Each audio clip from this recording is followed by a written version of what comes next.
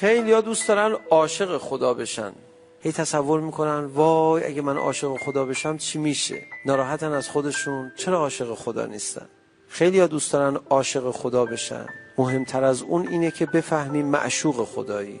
آداب معشوق بودن رو پیاده کن. تو روایت حدیث قدسی میفرماید که تو وقتی میگی خدا من یه دونه تو رو دارم، تو فکر کن منم تو یه دونه بنده رو دارم.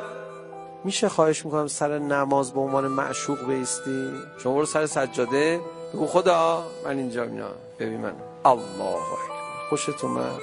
یه کسی دوست داشته باشه ما پیشش باشیم، دوست داره موقع خداحافظی کش بدیم، درسته؟